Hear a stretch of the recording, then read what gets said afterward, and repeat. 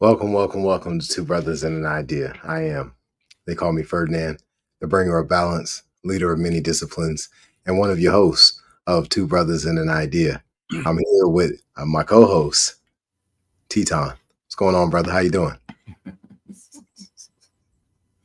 You said my name, Tetaun. I'm doing well, man. I'm doing well. It's always a pleasure to come on board with these conversations, these unique conversations. And so I'm looking forward to indulging and learning something. I think it's always good to learn. So I'm excited. What about yourself? Oh, everything is going good. I'm just very appreciative that we're able to be here to lead in this capacity in these times that we're living in right now. And for the audience, last week what we talked about in episode 22 was a 7-year tribulation period. And in today's episode, we're going to be doing the part 2. We're going to go a little bit deeper, and we've also brought a couple of visual aids to help everybody have a little bit of information in connection to what we're talking about. And just so that everybody knows, we're using astronomical and astrological references to help make sense of what's happening with the 7-year tribulation period, and in addition to religious doctrine, right? So we're bringing a lot to the table, and we're going to kind of condense it to make it make sense, right? So Tetaun, when you think about this 7-year tribulation period, from what you've learned about it, right? Help me with where you are. Well, traditionally, I've been raised or reared from a biblical context of what that looks like in the book of Revelation. And as we grow and as you mature and you learn more of what it is to understand in context, historically, what is written or what is prophesied, there's other parts of this that we have often left out. And it presents many questions, right? When you think about science, when you think about technology, when you think about the observance of the stars, as we relate that to astrology. And so for me, it's been a learning journey. I'm comparing and contrasting what is fact, what is true, and not so much in the way of being argumentative. I think it's always important that we be in a position that we're teachable. And I think with these types of conversations, being that it's a diverse group of thought and ideas, for me, it brought a lot of understanding, not only from a physical standpoint, but also from a spiritual aspect. And now you have a sense of truth with your urgency, and you don't have fear. I think we're driven with a lot of fear when we hear about these terms or these thoughts or these theologies or doctrines that we read about. And so I'm excited to learn more. I mean, I'm interested in observing how things are viewed and how things are connecting together. Yeah, I appreciate that. And I think we share that as far as our younger years, learning biblical doctrine and pastors and preachers diving into Revelations. And this is how we got the bulk of our information when we were younger concerning the 7-year tribulation period. And many people out there who are in our audience, right, they have received it in a similar way. Right. So that I think that the most interesting part of the 7-year tribulation period is that I'll be living through one. You read the Revelations and many parts of the Bible, and you thinking, oh, that's gonna happen a long time from now. That rapture gonna happen. So yeah, that's 50 to 100 years away, right? The 7-year tribulation, that's a long ways away, right? It's almost challenging to believe that 2025 is here. Well, Tetaun, we have a very special guest today, and one of my good friends, Tim Pop, right? I'm about to bring this brother to the stage. All right. What's going on, Tim? How you doing? Yo, peace. Man, I'm doing all right. It's good to be here with you guys.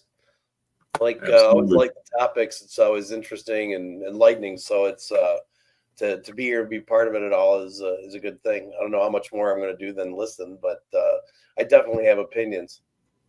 I'm not without Well, opinions. Tim, I'd be interested to know what your thoughts are on the 7-year tribulation period. Well, I mean that's a big question. It's something that's been outlined. I mean, it's a great number in the Bible, recurring number that's in the Bible. Something that we're it's something that we're going to experience.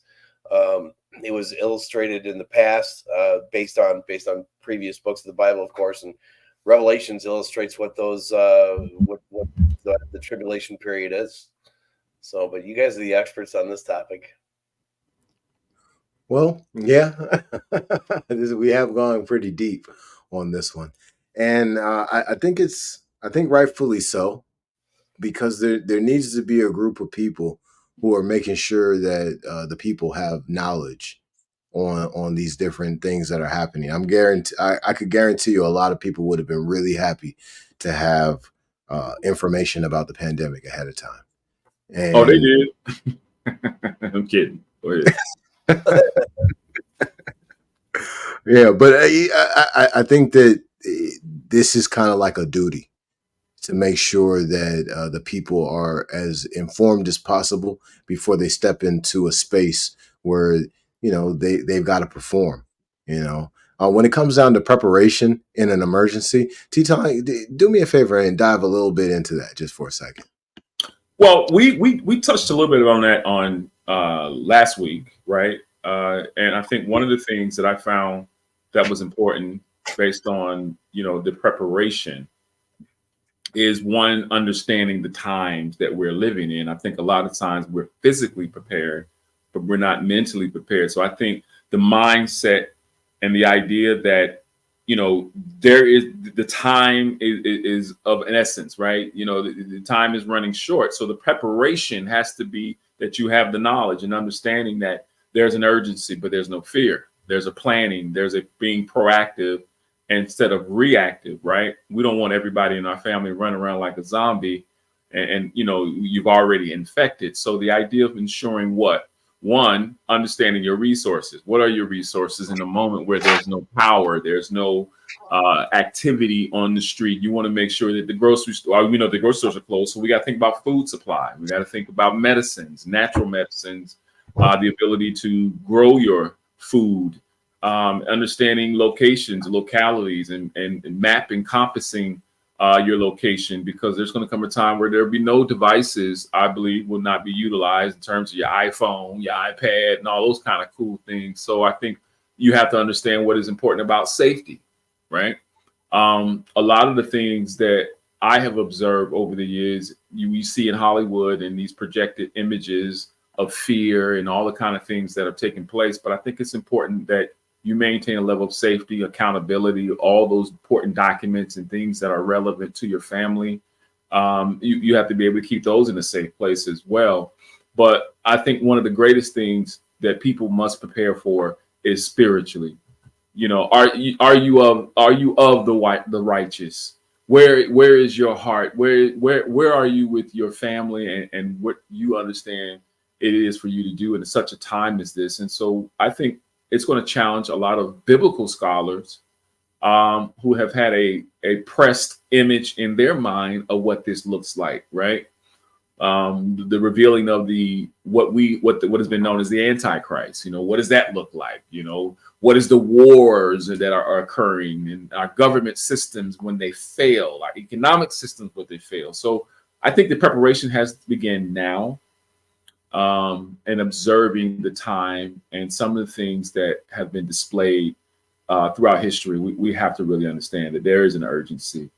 And in our lifetime, we will see things that we never thought about. And what we probably thought that Marvel and, Michael Bay and the Transformers and all those things were just fantasies. So that's my thought on it. But I think it's just important to be able to take this information, research it for me as I'm continually doing, and making the proper steps to move forward. I agree completely. When it comes down to preparing, understand that this is a spiritual war that has been happening for a very long time, but it is about to manifest in a totally different way. Right.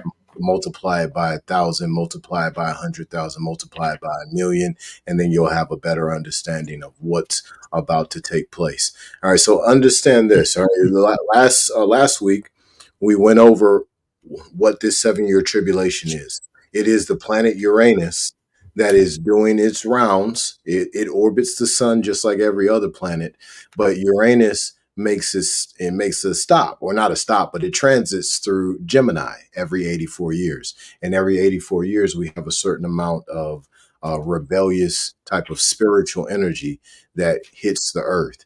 And there's nobody who can hide from it. It happens every single 84 years. Last week, I told everybody on the podcast, punch in 2026 in your calculator and subtract 84.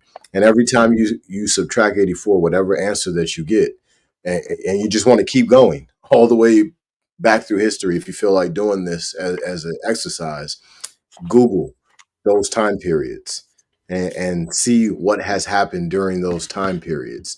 It's very important for each person to have an understanding on this. Let me bring our guest up for a second. I think he's got something to share. Yeah, I just wanted to add a little bit to the thinking, and just trying to follow the path without getting too distracted and have things go off the rails. Sometimes have conversations that can happen pretty easily. But just to stay on topic, but add something in as far as the tribulation period, at least in the version of the Bible I'm most familiar with, which is the King James version of the NIV, it follows the same thing as King James with more regulated English language. But in those Bibles, it's very clearly said that we will never know when, we will never know how, but there will be signs, there will be indications. So if you take a look at what in the past, you have the little cartoon character with the guy holding up the sign, the end is near, and it's meant to be funny, but the fact is that one of those times it's going to be accurate and the end will come, but it's all about readiness. Readiness is in a spiritual sense. Readiness is in how we prepare our hearts and minds, and preparation for what would be, in this context, the second coming of the Lord. To some people, it's first coming if you look in the Jewish Bible, but it's still the same story. It's still the same thing.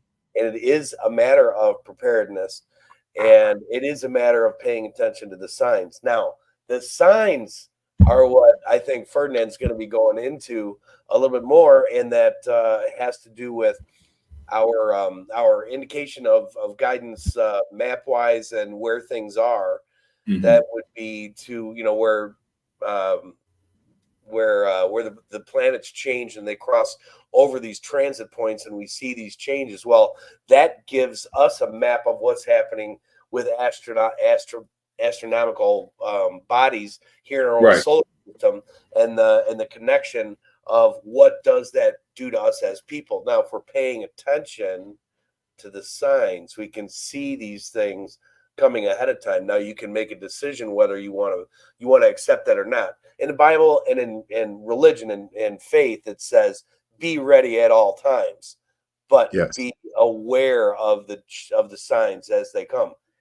These are the signs. What you're talking about are the signs, and if you're aware and if you're connected and righteous enough, I think those signs become that much more obvious. Absolutely. Thank you for adding that. It is very important for us to be focused on preparation. Super important for us to be paying attention to the signs and listening to each other, moving in unity, so that we can educate each other.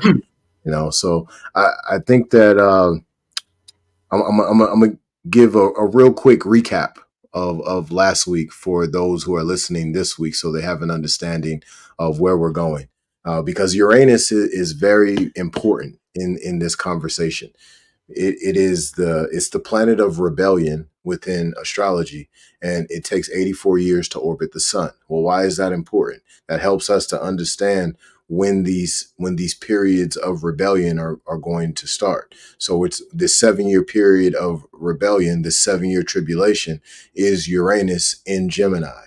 Gemini is the constellation that's symbolic of communication.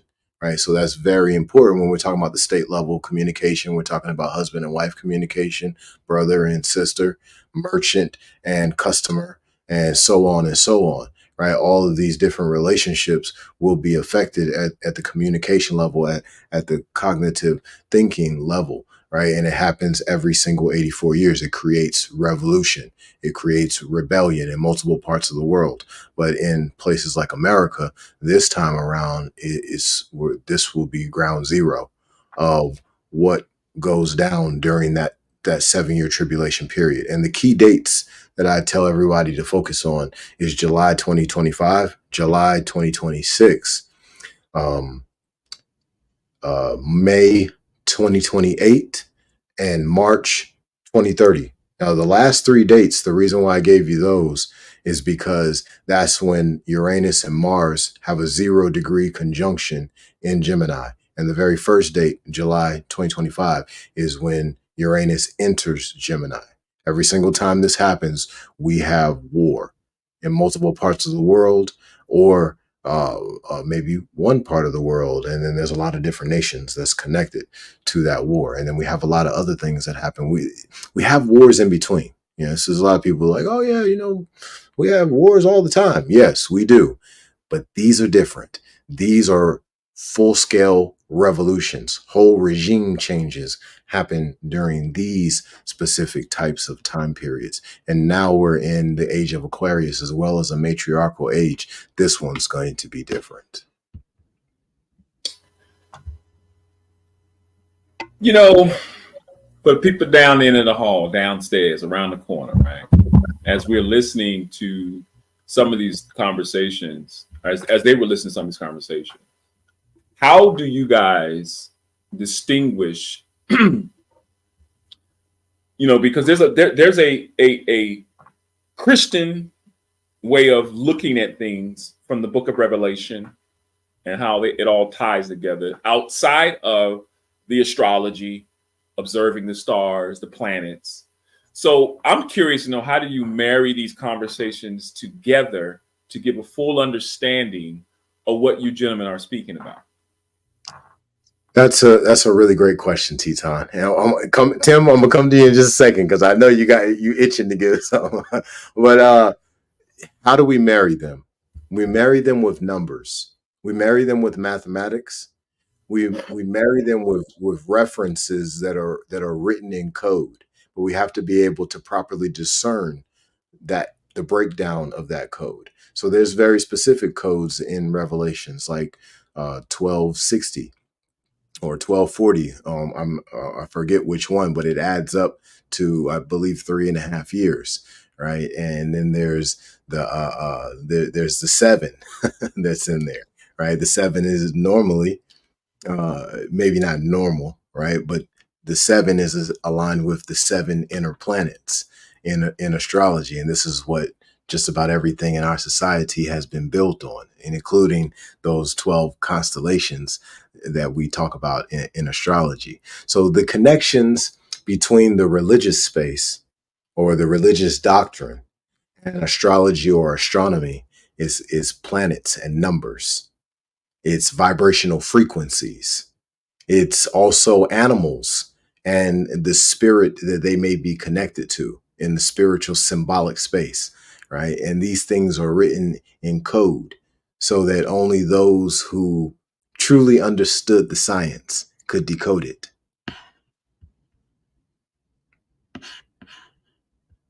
For the people down the hall. Yeah, because if you think about it,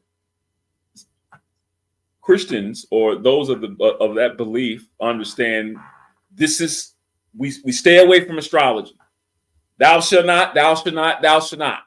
This is evil. It's of the devil. Leave science alone. We're waiting for Christ to crack the sky so we can be raptured and taken up. I'm sure you've heard these narratives. Yeah. So the thing that always got me was, I mean, why there just seemed to be this extreme need, this extreme draw to try to separate these things, when in fact it's all there's a synergy all the way across the entire board, and that synergy is something that that you can see a connection from science to basic religion and faith, and all the way through astrology in past and history, the way people historically looked at things, the way they could tell the weather, the change in time of the year, the different things that went in the guidance that was all there. It was all a connection. Everything was all together all the time. And it was, if you look at it now and you see what's happening out there in the world today, and you see, okay, we'll just say climate change. Well, one thing that you can count on, what in nature never varies, that would be change. So there's always change. Now we've got, and we see and we recognize changes, but those changes are becoming more and more extreme. You take, if you look at and you combine all of the schools of thought, from religion through science, and what we see out there, you can take a look at planetary alignments and so on, which are outlined and detailed in astrology. It's not about, we're here, let me look at my horoscope today. Oh, it looks like I'm going to have a good money day. No. We're talking about old study science towards what astrology meant to us as human beings. Now, if you follow that and you tie that together with what we know of science today, we know something that's very important is pole shifts. And these are things that make dramatic changes. And it's not something that it's some kind of a scientific myth that poles shift, and it reads like, oh, the poles are going to reverse. They don't really reverse, but they do dramatically change. And that dramatically changes what happens on this earth. But we also see the smaller, the more minor changes, and some of them are more significant than others, is with the effect of gravitational pull on the sun, whether you're talking about if it's just the gravitational effect, or if it's something where it throws off solar flares and things like that, which also throws neutrinos and things at the earth. These things affect every living body on the earth, including us as people and including us as unborn children. When we come into the earth, we're here, and you have to take a look at some of the stuff. It's pretty compelling about how close it is to defining human characteristics. Ferdinand did my what's that called, your birth chart? Yeah, is it the birth chart? Is that what it's got? All this. And you take a look at, if you take a look at it, and he says, well, he draws the lines, it goes here and here, and he explains everything the way it's all going, and then you look at it at the bottom, it's like, well, all right, so now I know you a little bit, so I know some of this stuff is already there, but I'll just go through it and start picking it out for what it is. And it's just start describing, okay, this is it's kind of a person that you are, what you're drawn to, what kind of people are drawn to you, what kind of effect you have of people around you. Are you introverted or extroverted? And these things, they lined up. And the funny thing is, then he did Elena's chart, and it was like 6 months. It's like a mirror image, but we're both water. We're both water signs, and it's amazing how much we are drawn to water. Both of us are just drawn to water. Every chance we get, we're in water. So love going to oceanfront. I mean, who doesn't like going to the beach?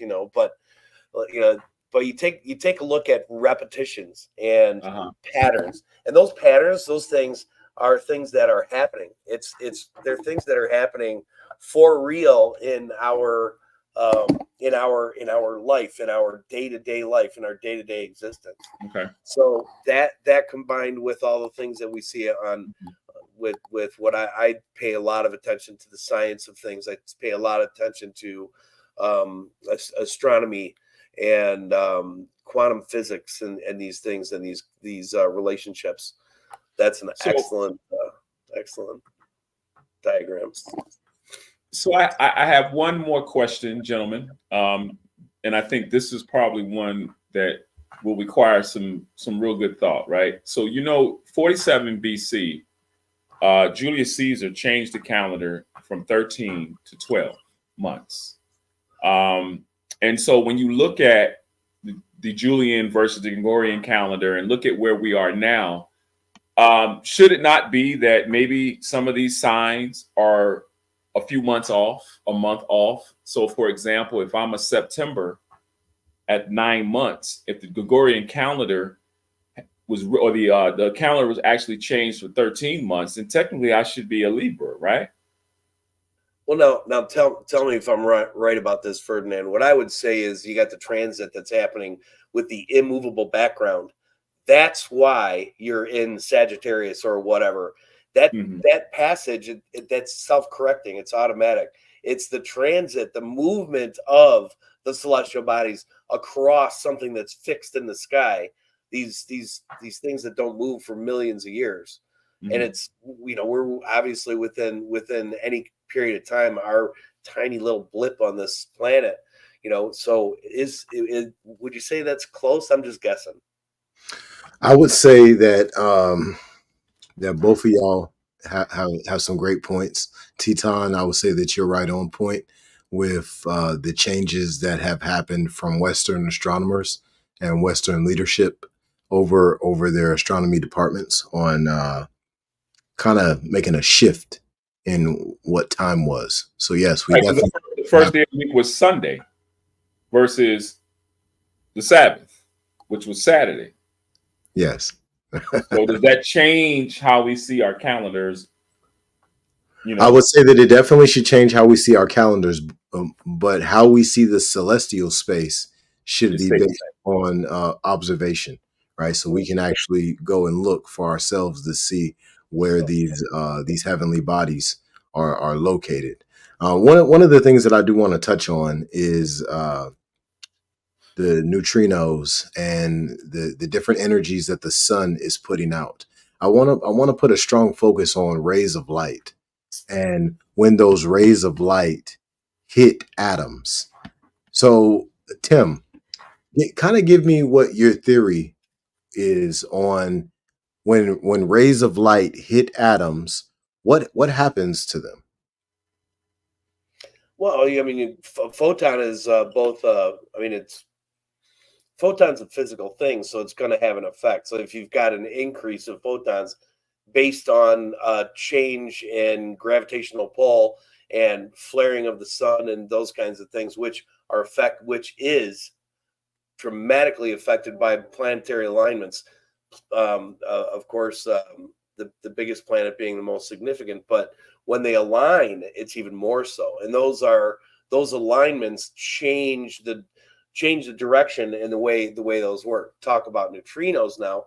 Neutrinos go through everything. You can have a neutrino, you can send it from here right through to the opposite end of the Earth, and it goes in between all the little spaces of all the atoms between here and there. It's not affected by that because of the size and power of it. But what you're talking about, there's absolute effects in the sun when you see those planetary changes and the gravitational changes that happen as you put multiple bodies together and you increase that mass more and more, and you get that alignment in a certain way. It's gonna change the way the sun, the way the light comes at you, and the way the light hits you. And it's different from this time as it is to 5 months from now when those alignments are all different. Absolutely. When and I brought this up in our last conversation. I'm just kind of bouncing back and forth between those the episode 22 and episode 23. But in episode 22, I talked a little bit about the moon and its gravitational pull on water. Thanks, Tim, for correcting me earlier, because I was talking about a magnetic pull on water, right? But either way, it happens at a higher clip with the moon based on the moon being more illuminated by the sun, right? So one of the things that I like all everybody out there to think about is take everything that Tim talked about with the birth chart and the accuracy of describing a person's behavior and personality using these planetary alignments to explain it, right? Well, why? Because we're built of the same exact minerals and elements within ourselves. So we have a direct connection to Uranus. We have a direct connection to the sun, a direct connection to the moon, a direct connection to Mercury, Venus, Mars, and whatever other planets that I'm not naming, right? But the point that I want to bring to everyone is understanding that everything in our existence is tied together by cords. Well, why? Because everything is the same. What we're made of is a whole bunch of atoms. Well, here goes one big atom that we go outside and look at every single day. And this is what ties us to the energies of these planets. And it is so significant that every single 84 years, we have full-blown revolution in multiple parts of the world. And we need to be prepared for it, because this 7-year tribulation, which is going to last from July 2025 until I don't remember exactly which month, but in 2023, it comes to a close. But it's going to be some heavy points in between that we need to be aware of. 2033? Absolutely. Right. Yes. And there's with the astronomical, talking about, I mean, it's scientific movement. You see the mapping that's put together for what's happening in our solar system. The talking about the pull of different things. You're saying the light. So if you have in a full moon, why would that be more significant? Well, you take a look at the way the alignment has to be. In order for it to be a full moon, it's got to the sun position has to be where you have the entire face of the moon is lit up. So you have an increased, not only an increased pull from gravity, but also because of the way the alignment is. So you've got it pulling from two separate sources is where that connection makes sense to me when you're talking about in an astrological point of view. Absolutely. Yeah, you got something, Tetaun? Well, I wanted to go back. I was listening, and you were saying every 84 years, correct? Yes. So I wanted to go back 84 years ago and understand the climate, because of course neither one of us was born 84 years ago, but during that time was actually 85 years ago was World War I. So I'm curious, have you done the research and looked at 84 years prior as we talk about Uranus and Mercury?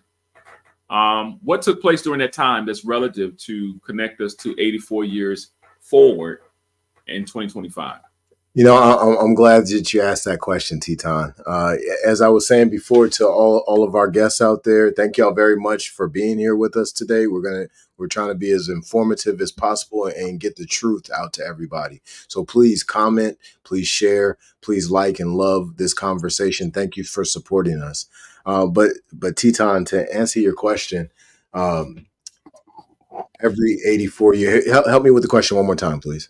Well, you said, now go back and quote what you said about every 84 years, right? There's a rebellion that arises, that occurs, right? And you made mention about how that energy impacts our societal. 84 years ago, right? Right. Okay. Let's go back 84 years ago, World War I, which was actually 85 years ago. So let's go back 84 years ago and kind of explore some of those events. Absolutely. So if y'all got your calculator, throw in 2026 and then minus 84. It's going to bring you to 1942. During that time period, we had World War II happening, right? D-Day happened a year prior to it. Okay, December 7th, 1941, I believe, was D-Day. Now, no, excuse me, that was Pearl Harbor. I'm tripping. Pearl Harbor. 1941, December 7th, 1941 is the Pearl Harbor attack, right? Well, this is how Uranus in Gemini works. Okay, now let's go back 84 more years. Okay, that's going to bring us back to, I believe, 1858, and around that time we've got the Civil War brewing. Okay, and next thing that follows is Emancipation Proclamation, a whole new change in how the nation was moving, right, after that point. All right, so let's go back another 84 years. Well, that brings us back to a whole regime change right here on these lands, on these shores. We call it the Revolutionary War and the Declaration of Independence. Every 84 years, we have these these revolutions, but all it is it's spiritual revolution, it's spiritual rebellion that happens because of how the planet Uranus works. Now let's not just talk about Uranus in Gemini. Let's talk about where Uranus is right now. Okay, Uranus right now is in Taurus. Taurus is earth energy, it's spiritual femininity, it's Taurus is about values, right? Well, look at the rebellion and the sudden changes and the unexpected things that have happened in the last 6.5 years within those realms of our life, within earth energy. So that's kind of like how we eat, how we have recreation, right? We've had a lot of sudden changes. We've had a lot of unexpected things. There's been a lot of rebellion of thought within that space, within the spiritual femininity, a lot of rebellion of thought. We've had a rise in what LGBT has been able to achieve in the political space, the religious space, and so many other spaces, the academic space, the space of sports, right? This is how Uranus works. Revolution within values, revolution within femininity, right? Look at the feminist movement. Look at the LGBT movement. When you look at femininity that has been moving in unexpected ways, sudden changes that a lot of people may or may not have been ready for. And this is what Uranus does in Taurus. And then it does very specific things in each constellation that it can be in. But once it gets into Gemini, all hell breaks loose. Now, I want to bring something else to the stage real quick. So when we talk about this time being different, I want to be very clear about that, because I consistently talk about processional energy, but I want everybody to have a clearer understanding of what I'm talking about. So as you can see right here, we've got a we've got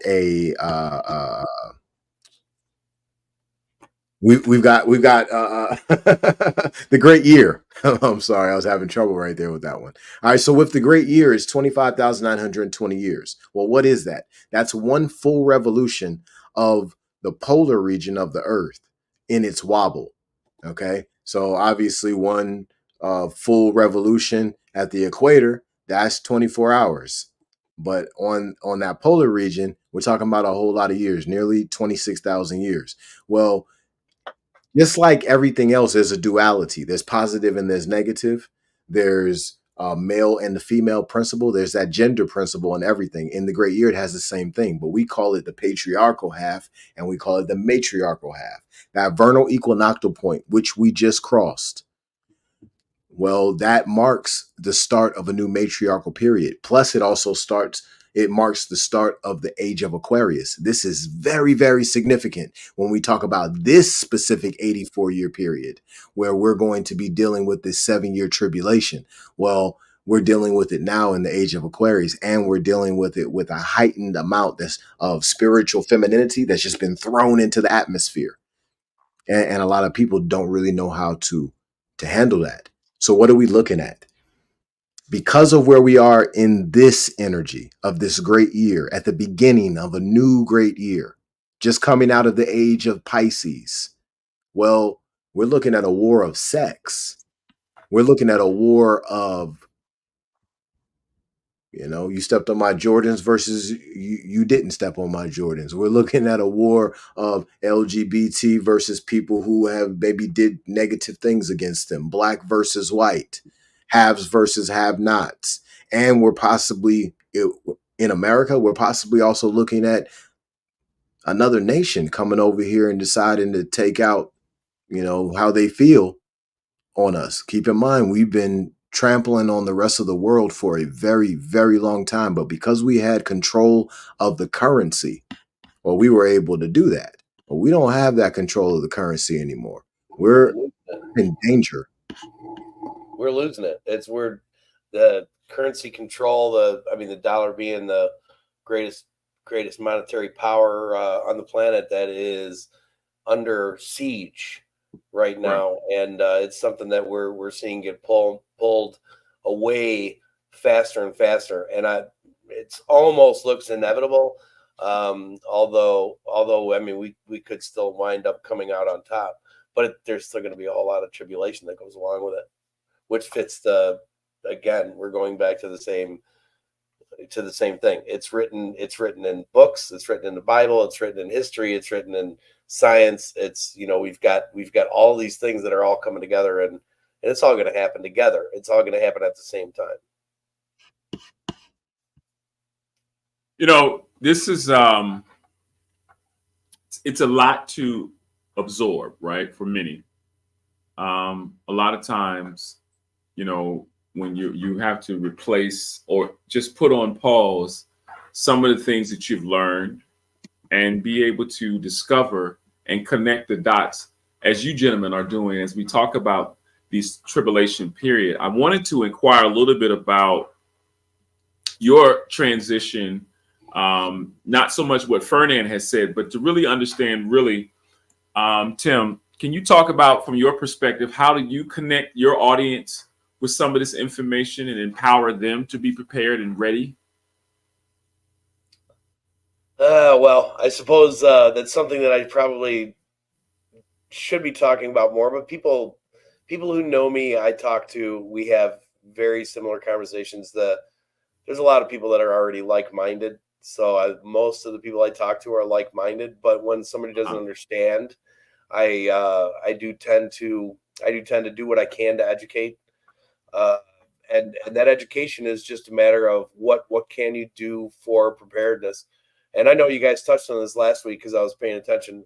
Was I there? Anyway, we were talking about the absolute number one thing that you want to do as a prepper or even as a non-prepper, but you just want to be able to at least handle, I mean, let's talk about it, the minimum 72 hours. You should really have a month's worth, but 72 hours worth of food. You should be able to say I can make it through that with all of my loved ones. I know that Ferdinand, I know you say a lot longer than that. I happen to agree with you. I personally have 30 days myself. Oh, did I just post that? I guess I'm gonna have to protect my front yard now. Anyway, it's I mean, I laugh about it because it's not it's something that you want to find humor in, because you sort of don't want to have that. You don't want to feel the pain of what is so potentially real going to happen here. But all we can do is prepare for it. Be righteous, live righteously, be right to one another. Understand that everybody's got their own belief system, and that belief system should be something that's respected. And that what we've got to do really is connect with one another and be here and survive things that come across, whatever happens, come across and survive it together. And that's, I mean, and Ferdinand and I talk about that all the time. It's not about black and white, man. The people that want control, they want control over every one of us worker bees out here. We're ants working on a hill, carrying things around, and they want us all doing that. And it's not a black and white thing. It's not about the Jews being persecuted. It's not about, we're all in this together right now, right here. And we need to band together for this thing. That's a fact. This definitely is about unity. Hey, Tetaun, did you have something to add? Well, there's a lot that I wanted to add, but I think I think he's covered enough. I wanted to just basically, because a lot of times when we talk about it from a biblical context, and when you look at the scripture, for example, Daniel, and how Daniel called astrologers, he called all the enchanters together, and then you look at certain passages of scripture that people and pastors will understand that, you know, there's no biblical justification for astrology, right? And so I just appreciate the course of conversation to be able to get people to understand the connecting or the intersection of the conversation. And so that's where I wanted to continue to explore. But I'm all game, man. This is good dialogue, and I think it's worth listening to. I really appreciate that, you know, and for the crowd out there, for the audience out there, thank y'all very much for coming in and being a part of the conversation. Please continue to comment, to share, to love, and to like, and tell as many people as possible about this conversation, because we're putting out knowledge that's going to help you be prepared for what is to come. Right, the planet Uranus will enter Gemini in July 2025, and then it will retrograde for, I don't know, 8-9 months or something like that. But in 2026 is full blown in Gemini by July 4th, 2026. Y'all can go verify the date if you like. I can pull the book up again, and so y'all can see it for yourself. All right, here goes the book. Feel free to get a screenshot. All right, the New American Ephemeris on page, I'm going to tell you the exact page too. All right. So on page, well, it doesn't have no page numbers. For July 8th, is it July? No, that's 2026. We need 2025. All right, July 2025. So Uranus goes into Gemini on July 8th, 2025. There it is right there. And it might be hard for some of y'all to understand this because you might not know the symbols, but Uranus is this planet right here, that one. And if you look right there, 0 degrees Gemini on July 8th. Okay. So this will start July 2025. And it's kind of in a way already has started. And it will end in 2023. And I'll tell you the exact date on 2023 that Uranus exits Gemini. What's up? You said 2023? 2033 is when Uranus exits Gemini. And I'm going to tell you the exact date right now that it will exit Gemini and go into Cancer. All right. So the exact date that it exits Gemini is May 23rd, 2033. And there it is right there. Let me put myself back on the big screen, and that way everybody can see it. If they want to screenshot it, there it is right there, black and white. Okay, and that's straight out of the Ephemeris. Okay. You might not subscribe. You might not subscribe to astrology, and that's okay. There's nothing wrong with that. But reality that I think everyone should face is there's a correlation here between the planet Uranus going into the constellation of Gemini, and every time that it's happened, every single time, there's been some kind of major fight between nations, and or nations having fights within themselves. And this has happened for as far back in human history as anybody can look to find. And for Ferdinand, what my theory is it's connected to light, right? So just like the moon, the Uranus is connected to light bouncing off of it and hitting our atmosphere. Now, you know, it may take me some years to prove this, but if it happens with the moon, then I think that it's only makes sense for us to look at it possibly happening with every other planet and every other celestial body that's out there. All these different stars, light is bouncing off of them and it's hitting us, and it's traveling pretty fast if you looked into the speed of light, you know. So that's pretty intense for us to be getting hit over and over again with all these different types of intensities of light, different degrees of polarity of light, and to see how it affects us. Well, and one of the things, you know, that it may seem like it's a little bit off topic and we haven't really covered this, directly, certainly not in this format.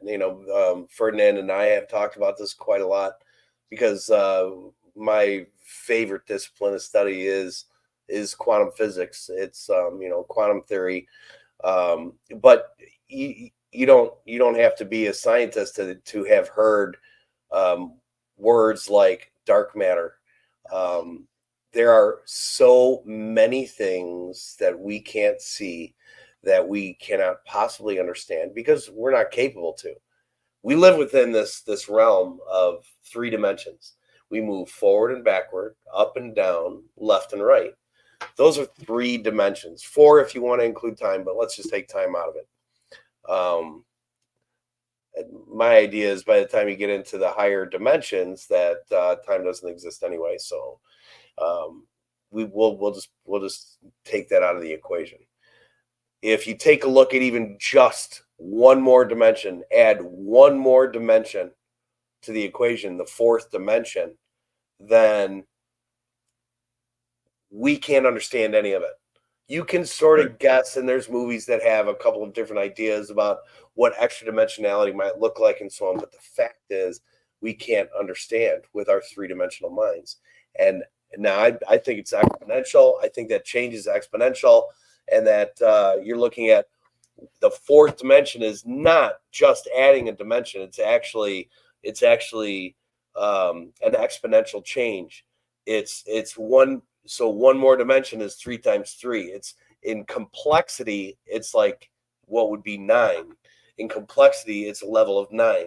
And then you take that to the next step and the next step and the next step. Mathematically, quantum physics, go look it up. It's out there. It's proven mathematically that there's at least 10 dimensions that exist. We can't even see number 4. We can't even see that. There's plenty of illustrations that the largest amount of mass in the universe is unseen, is unknown. It's called dark matter. It probably has a lot to do with these unknowable dimensions. Well, Tim, when you say that we're not able to see those higher level dimensions, I do think that you're correct about the vast majority of people. But I do believe that there are people on this earth, there's a very small percentage, less than 1%, who are accessing those levels. The ancient ancestors, they access those levels with ease. This is part of the reason why the Dogon tribe was able to tell scientists about various star systems out there that they couldn't even see until probably less than 100 years ago. Not the Dogon tribe, but that science. Some of that's visionary. What'd you say? Some of that is visionary. It's visions. Yes. Visions and dreams. It comes to you in your visions and your dreams. And there's ways that you can stimulate that. And those are very, very real pathways into that level of thinking. And if you want to have an understanding, you can go. There's therapists that'll help see you through that kind of a journey. Right. And I'm not going to lie, I've had a couple of journeys like that myself, and it's made it very clear what is the reality of this idea. It's not because I've had these visions. It's because it's mathematically sound, because it's scientifically sound. It's I guess really, without going too deep, we may do that in black and white podcast, or another edition of this. I don't want to get too far into it, but the idea is that we don't even know what we don't know. So here, when you take a look at the effect, and I never was I was never an astrology person. I read them for fun. I read sometimes I would read every single one of them, the whole path of it, and go, hey, that's me. Oh, that's me. No, this one's me. I'd get down to mine and go, well, that's pretty close, actually. and whatever, it's just, but it's because you see it, you recognize it, and you want to believe that there's something else that's out there that has some kind of say, or at least a prediction on what's going to happen in our lives for any given day. But I'll say it again. It was going through and doing that birth chart with you, Ferdinand, and then doing Elena's, and then looking at the parallels. And then, even though you knew me pretty well, because we've been talking for quite a long time, but even though you knew me pretty well, there's a lot of things that came up that were not really things that you could know from, because you've known me for decades. It's these are things like, that, I mean, those alignments work. And there are differences with other people that where it doesn't connect. It doesn't make the same. It's not where it's universal, like reading Sunday's horoscopes and just having some fun with it. This is something where there's actual viable impact. You go, well, okay, well, why is this? So then, as a scientist, I mean, I say I'm a scientist. My father was a bona fide scientist, and he's the one that raised me. He's the one that gave me the interest in it. Anyway, I'll go head to head with most people about science. I have no problem with that. Now, do I have a degree in science? Well, yeah, a small degree, but that doesn't matter. It's life study. It's life experience. So anyway, that aside, the things I say are real. They're all verifiable. You can go on the internet and look it all up yourself. But the point is, when Ferdinand started showing me these things, I had the same skeptic mind, and I am very much a skeptic. My history even comes from Southeast Missouri, and Missouri, as you know, a lot of people know, it's the show me state. Well, how perfect for a skeptic, have your heritage come from the show me state. So I'm always skeptical about these things, and when it comes to something like that, I don't believe anything. I need to see something that backs it up, and there is absolutely no question in my mind that there's a connection from one thing to the other. And then when I started looking into it and seeing, oh my gosh, gravitational pull, look at the effect of all these different pieces that come off of the sun, much more than the photons that give you a nice tan in the summertime. It's far, far beyond that. From the neutrinos and the different effect of reflection off of other celestial bodies, heavenly, meaning within our neighborhood bodies, and what kind of effect can we have if there's a light reflection that's coming off there and impacting us at the same time that the sun's light that is impacting us, at the same time that the moon reflection is hitting us. Those all work on different levels. They work on different planes. Nice hand. They work on different elements. They work on things that we can see and understand. But they also, if they're working on levels of things that we can see and understand, they're also working on things that we cannot see and that we're incapable to understand. We're the flea on the back of a dog, going, hey, this is the world, man. This is it. The fact is, there's a lot more to it. And we have to accept the fact that we don't know what we don't know. Right. I'll stop talking. I can do this for hours. Well, I think this has been a very extraordinary conversation. I think a lot of what you all have shared, I think it gives a lot of validity to the fact-based, right? Because again, being able to talk about this in the manner that we're talking about it is a little different than the typical, waiting for the sky to fall or waiting for somebody to take you up after all that has happened. You heard the stories, the market of beasts, you heard the stories about cash cannot buy or sell, and all the fear that is wrapped around the end time or the book of Revelation. I don't sit across this chair, Ferdinand, and my good friend Tim, as a subject matter expert. As I sit here, I'm learning, I'm listening, and observing. So I appreciate this moment, part 2, as we talked about the 7-year tribulation period. So you guys have done an excellent job, to my understanding, to be able to compare and contrast what one belief is based on what astrology is, and be able to take science and spirituality and religion and be able to put them together so they all can fit. So good way. Thank you. Yep. Yeah, it's very important for us to have the whole.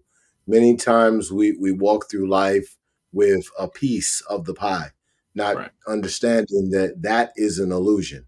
Without the whole, we are lost. We're wandering in the wilderness. You know, Tim, I really want to thank you for coming on the show today. Really appreciate it. You came to the table with some super important information, and definitely something I want to dive a little deeper in with you in the future. But thank you for coming today. Really appreciate it. Yeah, absolutely. My pleasure. I'm glad we could do this together. Awesome. Thank you. You know, so with everything that Tim brought to the table, and with the input from you, Teton, I really think that the audience, they have a powerful pieces of information to use for preparation, to know what to do, because you definitely need to have your location where you're going to go. You definitely need to have your food supply. You know, Tim was suggesting 72 hours. I definitely think you need to have 72 hours right now. But I recommend that you have a 90-day supply for each person in your family that's going to be a part of your camp in your safe house location. I recommend your safe house location be out in the woods somewhere. You want it to be as remote as possible. When the fighting breaks out, the people who are in cities are going to be very vulnerable. Those who are in the country areas are going to have a larger amount of safety, in my opinion, as long as there's no, bombs that are, especially like nuclear. But if it's small arms fire, mostly, we're looking at the people who are out in them woods. They've got a shack out there. They've got an underground Yeah. bunker. They've got something out there in that wooded area. They're giving themselves an added level of safety, right? But on top of all of that, hop into Ephesians 6. This isn't a joke. I'm not a Bible thumper. What I know is that in that chapter, it tells you about putting on the armor of God. And if you want to make it if you want to make it past 2033, you're more than likely going to have put that on for the entire time, or you're going to have put it on at a point where you might be staring down the barrel of a gun, or you might be staring at some cupboards that are completely empty, right? Or you might be dealing with a situation where a family member has been separated from you and you don't know how to fix the situation. There's no authorities you can call. I'm telling you right now, this is the time to prepare. You are not in a state of emergency once uh, Uranus goes into Gemini. You're in a state of emergency right now. And if you use it that way and you start dedicating 15 to 30 minutes a day to your preparation, you will give you and your family a chance. Make no mistake about it. There's no running from this. There's no parts of the world that you're going to be able to move to. Oh, you know what? The United States is out of control, and it is. So I'm going to move to Mexico, or I'm going to move to Taiwan, or I'm going to move to Brazil. Listen, there's no place on the earth where you're going to be able to hide from this. This is 7 years of a rebellious type of spirit, spiritual energy that will hit this earth. It will hit the animals. It will hit the plants. It will hit the people. It will hit the water. It'll hit the air. It's going to hit everything. And we're going to get through this best, in my opinion, together. And those who decide they're going to stick with that divide and conquer mentality, that's what's about to fall. Those who are thinking about stealing from other people, they're going to loot and they're going to do all kinds of crazy stuff during this time. That type of energy is going to fall. What's going to stand and move forward with an iron scepter of power and take the morning sun will be those who endure to the end and hold on to what they have. And all I'm doing right now is quoting Revelations 2:24 through 29. Go read it Revelation, man. What'd you say? I said it's Revelation. Yeah, it's a revelation. It's a reveal. I highly recommend that you go read this material. Everybody out there, I'm gonna make a banner real quick. All right, I recommend that you go and you Google this. Okay, Google Uranus and Gemini. Listen, I'm telling you right now, don't believe nothing Ferdinand said. Don't believe anything Tim Pop said. Don't believe anything that Teton said. Just take everything that we said and go to Google, type it in, hit enter, and then come back if you feel like it and post a comment or something. Be like, hey man, I looked into this or that, and I ain't find nothing. Okay, all right, well, understood. Then there might be a bunch of other people who I looked into that, and man, everything that y'all said was true. That was facts. That was accurate. And then you started preparing. And when things got bad, you was ready. When COVID, I told this story last week. I'm gonna conclude with this. I told this story last week. I didn't know that the COVID pandemic was going to happen, but in October or November of 2018, I was standing outside of my front yard, and I just felt something in the pit of my stomach. Couldn't really explain what it was, what was going on. I just didn't know. But I heard the voice in my head say, "Prepare." And the way that the voice was said, this was one of them voices you just don't you don't ignore. You listen to this one. And I did. I spent the next year and a half preparing, and I didn't even know what was going to happen. I just knew something was going down soon. And my family was prepared for COVID. My family was prepared for the pandemic. We earned more money during the pandemic. We were healthy during the pandemic. Our children and us were together in a safe environment during the pandemic. We didn't have as many needs to go to the grocery store. We had a whole bunch of food growing in the front yard during the pandemic. Well, why? Because I listened to the voice inside, and I allowed spirit to guide me, right? So spirit has guided me to warn every single one of you, to let you know that there are some heavy days, some uncertain days that are on the horizon. And if you choose to walk in righteousness, you will put the goat's blood over your door as Pharaoh's curse comes down the pipeline. If you choose to grow and put away food in places that don't need electricity to be refrigerated, to be stored, you're putting the goat's blood over your door when Pharaoh's curse comes down the pipeline. If you choose to learn topographic maps, land navigation, protractors, compasses, pace count for distance, now you're setting yourself up to be fully prepared for what is about to happen. Those who don't do these things, all I can say is pray. Have some great affirmations that you use that will help guide you. Guns ain't gonna get you through this. I don't care how many guns you got. Don't even matter. You could have a Rambo arsenal. Not gonna get you through this. No, because if you run out of food, you're gonna disarm. You're gonna give away all them guns just for one plate of food, just for one scoop of mashed potatoes and gravy, with some green beans and some fried chicken. That's what they're gonna serve you. They're gonna serve you some fried chicken, and it's probably gonna be some chickens that was grown in a lab, and it ain't gonna be real mashed potatoes. But you're gonna trade all them guns for them fake mashed potatoes. So you might want to start putting away food now.